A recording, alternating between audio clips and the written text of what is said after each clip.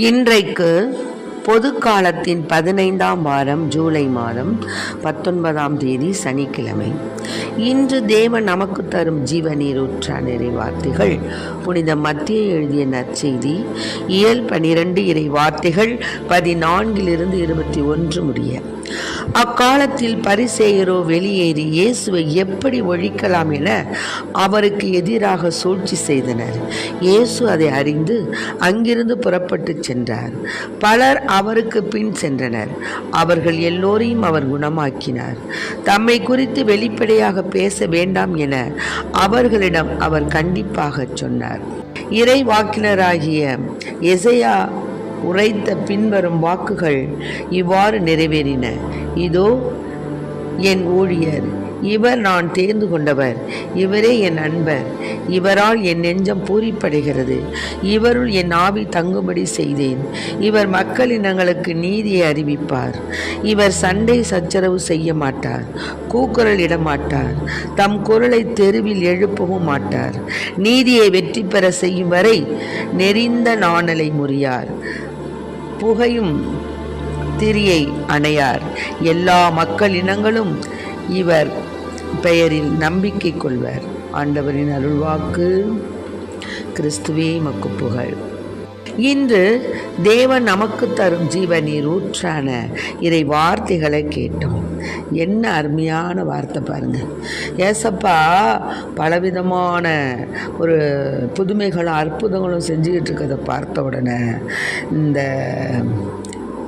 பரிசேய கூட்டத்துக்கு பயங்கரமான ஒரு நெருக்கடி ஏற்பட்டுச்சு. எப்படா இவனை ஒழிக்கலாம் அப்படின்னு அவருக்கு எதிராக சூழ்ச்சிகள் பல செய்ய ஆரம்பிச்சிட்டாங்க. அப்போது ஏசப்பா என்ன பண்ணார், அங்கேருந்து புறப்பட்டு வேறு இடத்துக்கு போனார். அங்கே என்ன பண்ணார், அவங்க இப்படி செய்கிறாங்க போகிறாங்க வராங்கன்னு அதுக்காகலாம் அவர் எதை பற்றியும் கவலைப்படலை. அவர் பாட்டுக்கு அவர் பலவரை குணமாக்குனார்.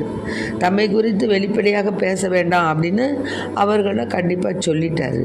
ஆனால் இப்போது இறைவாக்கினர் எசையா உரைத்த வாக்குகள் இப்போ நிறைவேற்று. என்ன உரைத்தார் அவர்?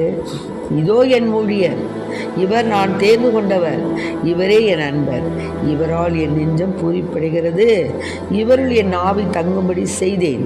இவர் மக்கள் இனங்களுக்கு நீதி அறிவிப்பார், சண்டை சச்சரவு போட மாட்டார், கூக்குரல் இட மாட்டார், தம் குரலை தெருவில் எழுப்ப மாட்டார். இப்போ இவங்க சொன்னாங்கன்னா ஆண்டவர் அவங்களை குறிச்சோ எதிரிகளுடைய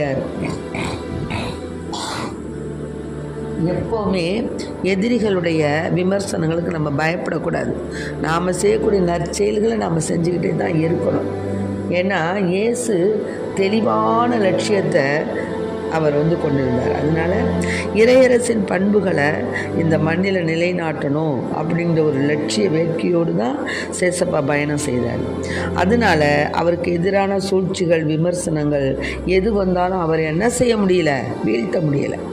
இயேசு தனது லட்சியத்தை நிறைவேற்றுவதில் உறுதியாக இருந்தார். அதனால தான் அவர் என்ன பண்ணார், இவங்க செஞ்சதெல்லாம் பொறுமையோடு சினங்கொள்ளாமல் தன்னுடைய லட்சியத்தை நல்லபடியாக நடத்தணும் அப்படின்னு அவர் அதிலேயே தன் இலக்கை நோக்கிய லட்சிய நோக்கோடு ஓடிக்கொண்டிருந்தார். அதனால தான் மக்களே, நமக்கு எதிராக வரக்கூடிய சூழ்ச்சிகள், சாத்தானின் தீக்கணைகள் நம்ம எதுவும் தாக்காத வண்ணம் நம்முடைய லட்சியம் என்ன, கடவுளுக்கு ஊழியம் செய்யணும் அப்படிங்கிற லட்சியம் இருந்துச்சுன்னா அதை வச்சுக்கிட்டு நம்ம பயணம் செய்ய வேண்டியதுதான். அதை பற்றி பரிசேயரை பற்றியோ யாரை பற்றியோ ஏசப்பா கவலைப்படலை. அவர் பாட்டுக்கு அவர் வேலையை செஞ்சுக்கிட்டு இருந்தார். அது மாதிரி தான் நாம் என்ன செய்யணும், ஒரு நற்கிரிகைகள் செய்யும் பொழுது, ஒரு நல்ல காரியம் செய்யும் பொழுது, ஊழியம் செய்யும் பொழுது, ஏசப்பாவுக்கு உகந்த பிள்ளைகளாக நாம் நடக்கும் பொழுது, குடும்பத்திலையும் சரி, நாம் வேலை செய்கிற அந்த பணி இடங்களிலும் சரி, அண்டை அயலாரிடமும் சரி, பலவிதமான தாக்கங்கள், பலவிதமான தீமைகள், பலவிதமான எதிர்ப்புகள் எழலாம். ஆனால் அதுக்காக நம்ம மனம் தளரக்கூடாது. நம்முடைய லட்சியம் ஏசப்பாவனுடைய அந்த கட்டளைகளை அனுசரித்து அவருக்கு பிரியமான பிள்ளைகளாக நம்ம நடக்கணும் அப்படின்ற ஒரு லட்சியம் வந்துருச்சுன்னா அதையே நாம் பின்பற்றி நடக்கணும்.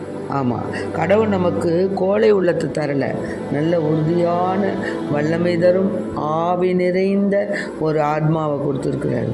அதனால் இவரால் நெஞ்சம் பூரிப்படைகிறது, இவரால் இந்த மகனால் என்னுடைய நெஞ்சம் பூரிப்படைகிறது. இவர் சண்டை சச்சரவு செய்ய மாட்டார், கூக்குரலிட மாட்டார், தம் குரலை தெருவில் எழுப்பவும் மாட்டார், நீதியை வெற்றி பெற செய்யும் வரை நெறிந்த நாணலை முறியார், புகையும் திரிய அணையார்.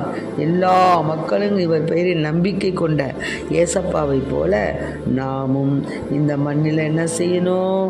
பிறர் நம்மை பார்த்து, ஏசப்பா நம்மளை பார்த்து பூரிப்படையக்கூடிய வாழ்க்கையை நம்ம வாழணும். அதுதான் இயேசு நமக்கு கற்பித்த வாழ்வு நெறிகளை துணிவோடு வாழ்ந்து காட்பது தான் சிறப்பான சாட்சிய வாழ்வு. அத்தகைய வாழ்வை பெற இறைவனை மன்றாடுவோம். ஆமென். Praise the Lord. மரியே வாழ்க.